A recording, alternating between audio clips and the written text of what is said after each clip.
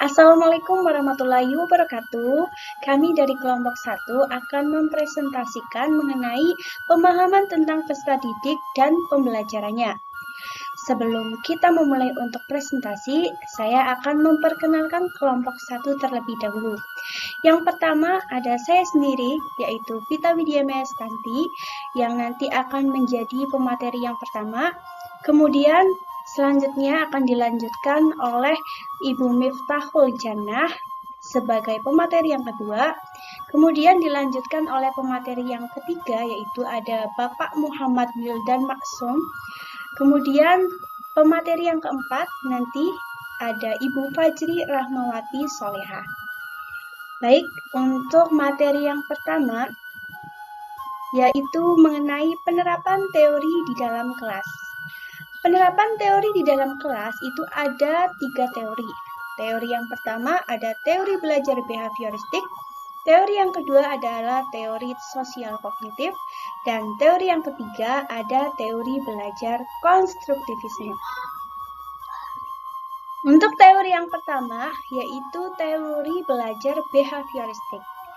Teori belajar behavioristik adalah teori belajar yang mengedepankan perubahan perilaku peserta didik sebagai hasil proses pembelajaran. Jadi, dalam teori ini, yang menjadi fokus utama seorang guru yaitu dalam merubah perilaku peserta didiknya. Nah, penerapan teori behavioristik dalam pembelajaran di sekolah. Belajar dalam pendekatan behavioristik tidak terlepas dari stimulus yang sudah dibuat oleh guru agar siswa mampu mengulang atau berperilaku sesuai dengan yang diharapkan oleh guru. Jadi, penerapan dalam pembelajaran mengenai teori behavioristik ini, guru nanti akan memberikan sebuah stimulus kepada peserta didik yang nantinya stimulus tersebut dilaksanakan secara berulang-ulang sehingga nantinya akan menjadi sebuah kebiasaan. Berikut ini merupakan contoh penerapan teori belajar behavioristik dalam proses pembelajaran di kelas. Yang pertama, guru harus menyusun materi atau bahan ajar secara lengkap, dimulai dari materi sederhana sampai kompleks. Kemudian yang kedua adalah guru lebih banyak memberikan contoh berupa instruksi selama mengajar. Jadi, contoh yang diberikan dalam hal ini itu contoh berupa perilaku. Jadi, ketika guru menjelaskan sebuah materi, guru memberikan contoh perilaku yang baik itu sebaiknya seperti apa. Kemudian yang ketiga adalah saat guru melihat ada kesalahan, baik pada materi maupun pada siswa, maka guru akan segera diperbaiki. Nah, ketika baik dalam materi, di bahan ajar maupun ketika siswa melakukan sebuah kesalahan, guru harus segera memperbaiki dan memberikan penjelasan mengenai kesalahan tersebut sebaiknya seperti apa. Kemudian untuk yang keempat adalah guru memberikan banyak drilling dan latihan agar terbentuk perilaku atau pembiasaan seperti yang diinginkan. Nah, maksud dari pemberian latihan ini supaya seperti yang tadi dijelaskan bahwa teori behavioristik, guru itu memberikan stimulus. Nah, stimulus di sini yaitu memberikan latihan. Contohnya adalah ketika guru ingin merubah perilaku anak dalam kebersihan kelas. Nah, guru harus memberikan banyak latihan, memberikan arahan bahwa ketika kelas itu kotor, maka guru harus segera memberikan latihan atau memberikan contoh sebaiknya apa yang harus dilakukan oleh siswa, yaitu membersihkan kelas.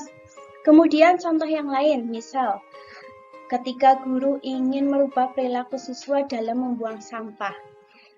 Tidak jarang anak yang setelah membeli jajan, membuang sampahnya itu bukan di tempatnya, akan tetapi di laci.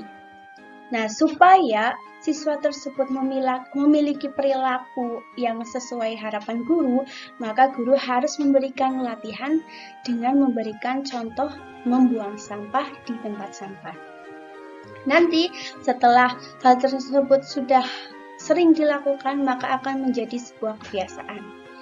Kemudian yang selanjutnya adalah evaluasi berdasarkan perilaku yang terlihat. Nah, setelah guru memberikan stimulasi, kemudian memberikan banyak pembiasaan, ketika ada perubahan tingkah laku, misal baik peserta didik perilakunya berubah menjadi lebih baik atau masih ada yang belum baik. Nah, di situ guru harus melaksanakan evaluasi, sebaiknya kalau belum berubah sebaiknya seperti apa ke depannya. Kemudian apabila sudah berubah, maka guru harus memberikan penghargaan terhadap anak tersebut. Kemudian yang keenam adalah guru dituntut memiliki kemampuan memberikan penguatan atau reinforcement baik dari sisi positif dan negatif. Maksudnya adalah ketika siswa melakukan perilaku, baik itu perilaku positif maupun perilaku negatif, guru harus memberikan penguatan. Nah, ketika siswa tersebut melakukan perilaku yang positif, guru tersebut harus memberikan penjelasan kepada, misal ada salah satu siswa yang melakukan perilaku yang positif, guru harus mengajarkan kepada siswa yang lainnya juga. Begitupun dengan perilaku negatif. Ketika salah satu siswa melakukan perilaku yang negatif, maka guru tersebut harus memberi penguatan dengan cara menjelaskan bagaimana perilaku yang seharusnya dilakukan. Kemudian teori yang kedua adalah teori sosial kognitif. Teori sosial kognitif yaitu teori belajar dengan berfokus pada perubahan-perubahan proses berpikir internal yang digunakan dalam upaya memahami dunia eksternal.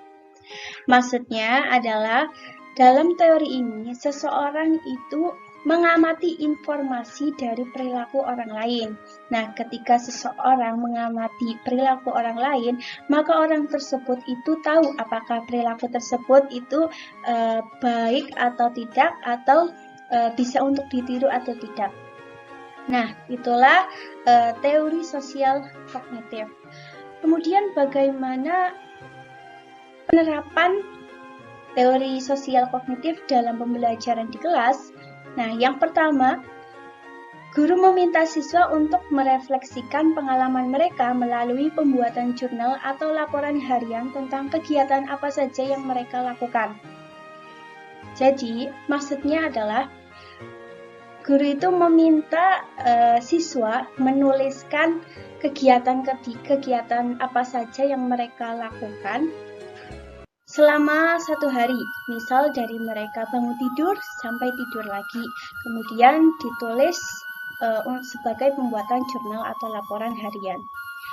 Kemudian yang kedua yaitu mendorong diskusi berdasarkan apa yang diajarkan dengan meminta siswa untuk menjelaskan materi pembelajaran di depan kelas dan ajak siswa lainnya untuk mengajukan pertanyaan. Jadi untuk melihat perilaku orang lain bisa dilakukan diskusi di dalam kelas. Ketika terjadi diskusi dalam kelas, maka ada siswa yang maju ke depan untuk menjelaskan, misal yang sudah dibuat, yaitu pembuatan jurnal mengenai kegiatan sehari-hari. Nah, ketika ada yang maju ke depan kelas, maka teman yang lain akan mengamati perilaku apa saja. Nah, ketika sudah tahu, kemudian mereka tahu perilaku mana yang harus ditiru dan perilaku mana yang tidak untuk ditiru. Kemudian setelah tahu mana yang baik dan benar, maka yang baik bisa dilakukan oleh mereka. Apabila ada kegiatan yang kurang sesuai, maka teman yang lain bisa mengajukan pertanyaan atau tanggapan kepada teman yang maju ke depan. Kemudian yang ketiga adalah membantu siswa menemukan solusi baru untuk suatu masalah untuk mengembangkan cara berpikir kritis. Nah, apabila siswa yang tadi mengemukakan pendapat atau pertanyaan setelah melihat temannya maju ke depan untuk mempresentasikan kegiatannya, nah maka temannya bisa mengemukakan solusi apabila ada sesuatu permasalahan dari yang dijelaskan oleh teman yang ada di depan kelas. Kemudian yang keempat adalah meminta siswa untuk memberikan penjelasan tentang ide atau pendapat yang mereka miliki.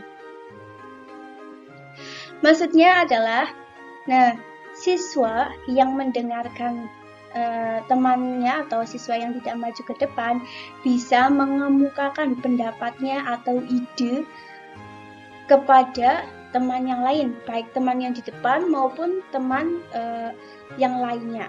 Kemudian yang kelima adalah membantu siswa dalam mengeksplorasi dan memahami bagaimana ide-ide bisa terhubung. Nah, di sini peran guru yaitu menghubungkan antara ide-ide yang dikemukakan oleh peserta didik dengan materi yang sedang diajarkan, sehingga siswa mampu memahami maksud dari ide yang dikemukakan. Kemudian yang ke-6 yaitu meningkatkan pemahaman dan ingatan siswa melalui penggunaan visualisasi dan permainan dalam penyampaian materi. Maksudnya adalah guru bisa menggunakan media pembelajaran untuk menguatkan materi yang sudah diajarkan, atau bisa menggunakan sebuah games atau permainan supaya penguatan materi bisa berlangsung menyenangkan. Baik, untuk materi yang selanjutnya akan dijelaskan oleh Ibu Miftahul. Kepada Ibu Miftahul, dipersilakan. Saya akan menjelaskan tentang teori belajar konstruktivisme, yang mana pada teori belajar konstruktivisme ini, pendidik harus mampu membentuk pemikiran peserta didik bahwa bekerja secara mandiri itu akan menghasilkan kegiatan belajar yang lebih bermakna. Kemudian, mengembangkan kegiatan inquiry di semua topik pembelajaran. Lalu, memunculkan rasa keingintahuan peserta didik terhadap suatu permasalahan melalui kegiatan bertanya. Lalu, membentuk masyarakat belajar atau belajar dengan kelompok-kelompok tertentu. Ada model-model pembelajaran yang terbentuk berdasarkan prinsip konstruktivisme. Yang pertama, ada model pembelajaran jigsaw, yang mana pada model pembelajaran ini, siswa melakukan kegiatan belajar secara mandiri dan bekerja sama dengan temannya. Kemudian yang kedua, ada model pembelajaran role playing, yang mana model pembelajaran role playing ini merupakan suatu proses belajar yang tergolong dalam metode simulasi atau bermain peran. Jadi, pengalaman yang diperoleh pada model ini yaitu pengalaman bekerja sama. Kemudian, komunikatif dan menginterpretasikan suatu kejadian. Yang ketiga itu ada model pembelajaran discovery. Nah, yang mana model pembelajaran discovery ini merupakan pembelajaran yang dengan rangkaian kegiatan yang mana itu melibatkan siswa secara maksimal, semua kemampuan siswa sendiri, bukan dari guru. Jadi siswa ini mencari dan juga menyelidiki sendiri pengetahuannya secara sistematis, jadi tidak bukan yang dari gurunya. Nah, sehingga siswa itu akan menjadi mengetahuinya dengan sendiri. Nah, menurut kelompok kami, model-model pembelajaran inilah yang terbentuk berdasarkan prinsip konstruktivisme, yaitu pembelajaran yang berdasarkan pengalaman dari siswanya. Sekian, akan dilanjutkan penjelasannya oleh teman saya. Rencana untuk meningkatkan motivasi para siswa yang ada di kelas dengan gambaran sebagai berikut.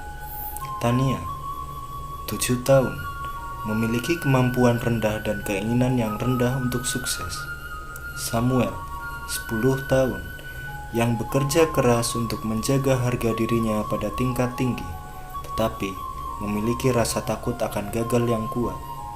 Sandra, 13 tahun, yang tenang di kelas dan meremehkan keterampilan mereka. Robert, 16 tahun, yang menunjukkan sedikit minat di sekolah dan saat ini tinggal bersama dengan bibinya. Anda sudah tidak dapat menghubungi orang tuanya. Tania, 7 tahun, memiliki kemampuan rendah dan keinginan rendah untuk sukses. Guru harus memahami karakteristik Tania terlebih dahulu. Setelah mengetahuinya, guru memberikan motivasi dan juga sugesti kepada Tania. Motivasi dan sugesti dapat berupa hal-hal yang nyata yang ada di kehidupan. Misalnya, ketika Tania memilih menjadi anak pemalas, maka Tania akan mendapatkan resiko yang tidak baik untuk kehidupannya. Begitupun sebaliknya, jika Tania memilih menjadi anak yang rajin, maka dia akan mendapatkan kehidupan yang baik nantinya.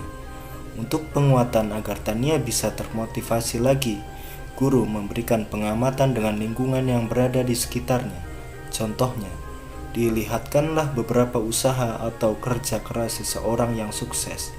Setelah dilihatkan contoh orang yang sukses itu kepada Tania, tentu Tania akan melihat bagaimana kehidupan orang sukses itu. Tidaklah gampang dan harus bekerja keras sehingga nantinya, jika Tania sukses, maka dia akan menikmati hasil kerja kerasnya tersebut.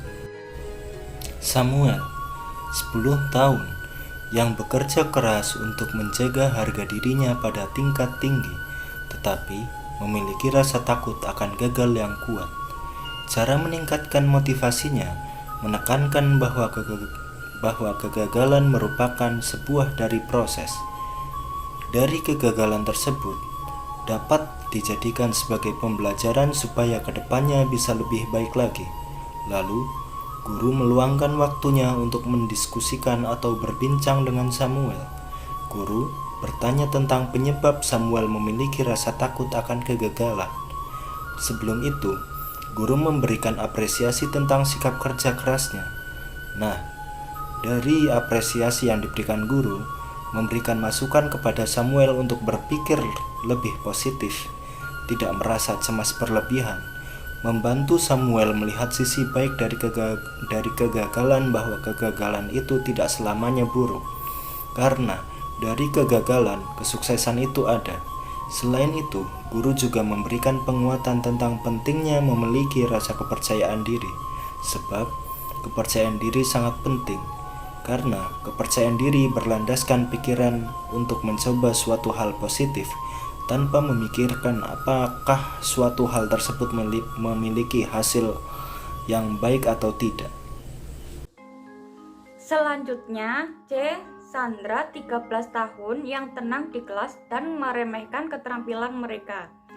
Menurut hasil diskusi kelompok kami, Sandra memerlukan metode pendekatan personal karena pendekatan personal merupakan kunci untuk memberikan nilai-nilai positif yang dimiliki pendidik. Maka dari itu, penting bagi seorang pendidik memiliki sikap, nilai, dan perilaku yang pantas dan selayaknya sebagai pendidik.